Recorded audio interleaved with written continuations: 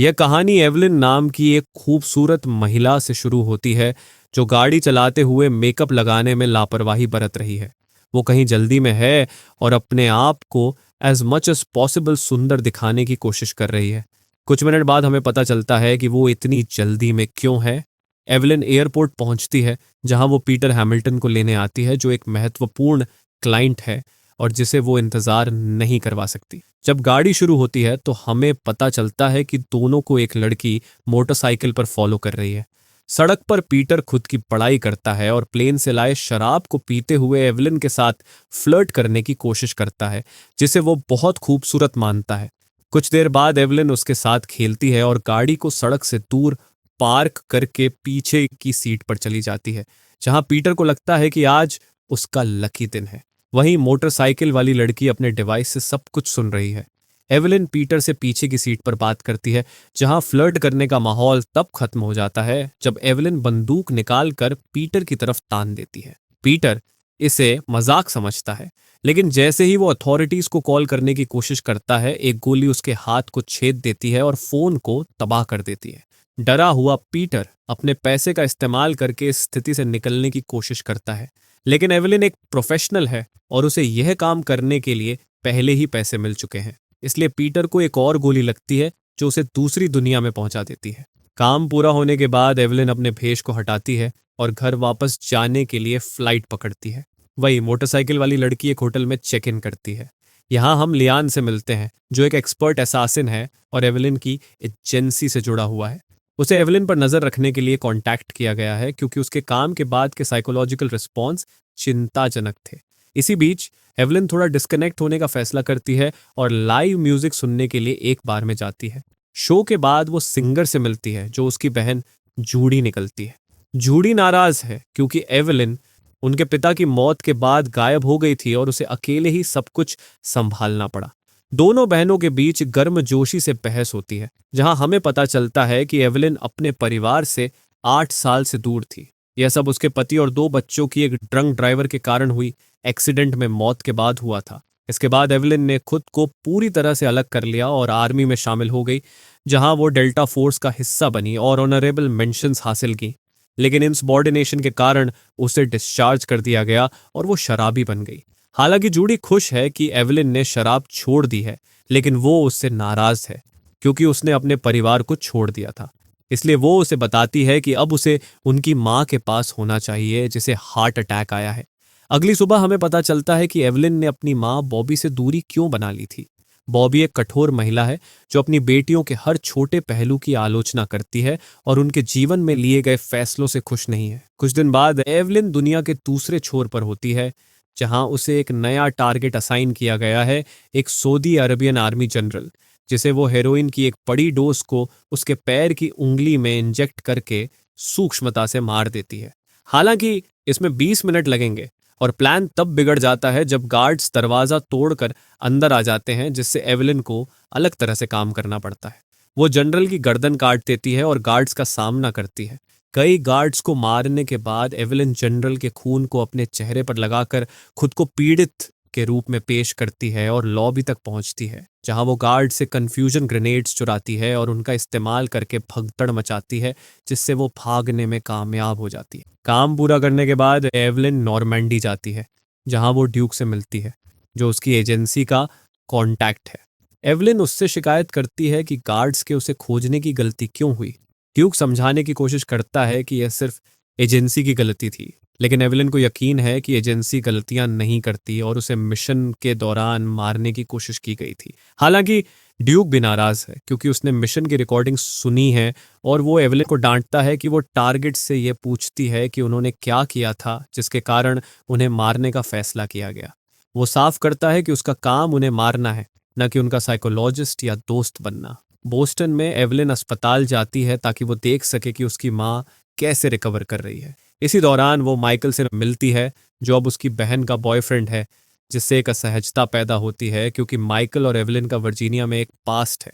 वहीं Duke agency के एक मेंबर साइमन से मिलता है जो एवलिन के पिछले कुछ महीनों के काम से नाराज है। साइमन कहता है कि टारगेट से बात करना एक बड़ी गलती है और उसका काम उन्हें मारना है, न कि उन्हें यह बताना कि उन्हें क्यों मारा जा रहा है। ड्यूक एवलिन के लिए हस्तक्षेप करता है और उसे कुछ आराम का समय देता है ताकि वो अपने दिमाग को ठीक कर सके और टारगेट्स के साथ दोस्ताना व्यवहार करना बंद कर दे। जब ड्यूक वापस जाता है तो हमें पता चलता है कि साइमन ने ही सऊदी अरब में एवेलिन को धोखा दिया था, उम्मीद करते हुए कि वो मिशन में मारी जाएगी। साइमन की बेटी कैमिली वही लड़की है जो मोटरसाइकिल पर एवेलिन को फॉलो कर रही थी, और उसी के कारण साइमन को पता चला कि एवेलिन टारगेट्स से बात कर रही थी। एवेलिन के साथ लौटने पर एलन का स्टेटस अपडेट होता है, जो चुपचाप उसका पीछा कर रहा था, और उसे एवेलिन को तुरंत मारने का आदेश मिलता है। एवेलिन इस मुठभेड़ से विजयी होकर निकलती है और ड्यूक से मिलती है ताकि वो सीधे पूछ सके कि क्या एजेंसी ने उसके खिलाफ हो गई है और उसे खत्म करना चाहती है। हालांकि ड्यूक उसे बताता है कि साइमन ने उसे कुछ फ्री टाइम देने के लिए माना है, लेकिन अगर ऐसा है तो दोनों खतरे में हैं। उसी रात जूडी एवेलिन के कमरे में आती है और उस पर चिल्लाती है, ये बताते हुए कि उसकी माइकल के साथ लड़ाई हुई है और उसे लगता है कि माइकल अभी भी एवेलिन को नहीं भूला है। जूडी ये भी बताती है कि माइकल एक कंपल्सिव जुआरी है और पिछली बार जब वो तनाव में था तो कैसीनो में उसकी पिटाई हुई थी। अगली सुबह एवेलिन को पता चलता है कि माइकल को कहाँ ढूंढना है, एक अंडरग्राउंड कैसीनो में जो टोनी के मालिकाना हक में है। टोनी माइकल को जाने नहीं देता क्योंकि वो उस पर बहुत पैसे का कर्जदार है। एवेलिन सभी सिक्योरिटी गार्ड्स को पीटकर और टोनी की गर्दन पर चाकू रखकर माइकल को उस स्थिति से बाहर निकालती है, लेकिन टोनी उसे धमकी देता है कि अगर उसने अपना कर्ज नहीं चुकाया तो वो उसे बाद में मार देगा। होटल में माइकल के साथ बिताए समय और अतीत की बातें करने से एवेलिन के दिमाग में हलचल मच जाती है, जो एक पल के लिए उसकी 8 साल की शराब से दूरी को तोड़ने वाली होती है। इसी बीच ड्यूक, जिसने साइमन की योजनाओं का पता लगा लिया है, उससे मिलने जाता है और उसे समझाने की कोशिश करता है कि वो एवेलिन से दूर रहे। जब साइमन मानने से इनकार करता है तो ड्यूक उस पर गन तान देता है, लेकिन कैमिली पीछे से आकर उसकी गन छीन लेती है। इसी बीच साइमन की छोटी बेटी आती है और ड्यूक के गले लग जाती है, जिससे वो गन छोड़ने के लिए मजबूर हो जाता है। ड्यूक इस स्थिति का फायदा उठाता है और लड़की का इस्तेमाल करके कुछ कीमती सेकंड हासिल करता है। जब उन्हें दूर ले जाया जाता है तो वो अपना मूव बनाता है और कैमिली को निहत्था कर देता है। साइमन के साथ लड़ाई तीव्र होती है और उसकी ताकत के बावजूद ड्यूक का अनुभव भारी पड़ता है। इसी बीच एवेलिन अपनी मां के साथ शांति बना रही है और उसे बताती है कि उसके पिता की मौत के बाद वो क्यों नहीं आई थी। वो उसे बताती है कि उसके पिता एक राक्षस थे जिन्होंने उसे लगभग बलात्कार कर दिया था और इसीलिए वो भाग गई थी। वही साइमन ने ड्यूक के शव को एक झील में फेंकते हुए एक वीडियो रिकॉर्ड किया है, जिसे वो एवेलिन को भेजता है ताकि वो साफ संकेत दे सके कि वो अभी भी उसके पीछे है। जब एवेलिन को वीडियो मिलता है तो उसका दिल गुस्से से भर जाता है, क्योंकि वो देखती है कि उसके इतने सालों के मेंटर को एक झील में कचरे की तरह फेंक दिया गया है। इसके बाद वो माइकल के पास जाती है और उसे बताती है कि वे दोनों अपने प्यार के नाम पर भाग जाएंगे। हालांकि माइकल उसे बताता है कि अब बहुत देर हो चुकी है, क्योंकि जूडी प्रेग्नेंट है और अब उसका प्यार जूडी के लिए है।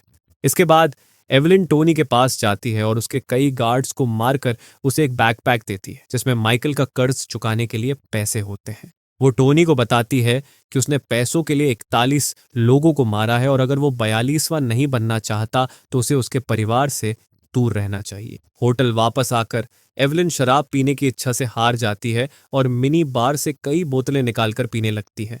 वो अपने सिर में गोली मारकर अपने दर्द को खत्म करने के बारे में सोचती है, लेकिन दरवाजे की आवाज उसे रोक देती है। कमरे में साइमन प्रवेश करता है और गन निकालता है, लेकिन इससे पहले कि वो कुछ कर पाए गोलियां चलने लगती हैं।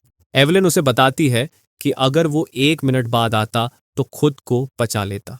साइमन, जो अपने कौशल पर गर्व करता है, कहता है कि यह एक दया होती, क्योंकि उसे अपने टारगेट्स को क्रूर तरीके से मारना पसंद है।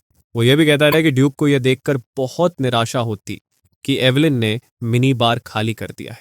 इस बिंदु पर एवेलिन गुस्से में आ जाती है और पीछे से साइमन पर हमला करती है, जिससे एक मुक्केबाजी की लड़ाई शुरू हो जाती है। दोनों अपार्टमेंट में सब कुछ तबाह करते हुए लड़ते हैं जब तक कि वे एक बिंदु पर नहीं पहुंच जाते जहां न तो कोई आगे बढ़ सकता है। यहां एवेलिन साइमन का मजाक उड़ाती है, जो उसे टारगेट से बात करने के लिए मारना चाहता है। साइमन उसे एक ट्रूज ऑफर करता है, ये कहते हुए कि वो आधिकारिक तौर पर एक एक्टिव एजेंट नहीं है और वो अपना रास्ता चुन सकती है। हालांकि इसी बीच फायर अलार्म बजता है और उन्हें अथॉरिटीज के आने से पहले होटल छोड़ना पड़ता है। एवलिन के लिए यह मामला ड्यूक की मौत के कारण ज्यादा पर्सनल है, इसलिए वो साइमन का पीछा करती है। जब साइमन को उसकी मौजूदगी का एहसास होता है तो वो भागने लगता है। वो एक ऊंचाई से रेत के ढेर पर कूदता है, जिससे एवलिन की टांग में चोट आ जाती है और वो धीमी हो जाती है। हालांकि वो साइमन के घुटने में गोली मारकर उसे रोक देती है। मरने से पहले साइमन उसे बताता है कि अब पूरी एजेंसी उसके और उसके परिवार के पीछे पड़ जाएगी। इस बात को ध्यान में रखते हुए एवेलिन अपनी बहन के पास जाती है और उसे स्थिति समझाती है। वो उसे बहुत सारा पैसा देती है और उसे देश छोड़ने के लिए कहती है।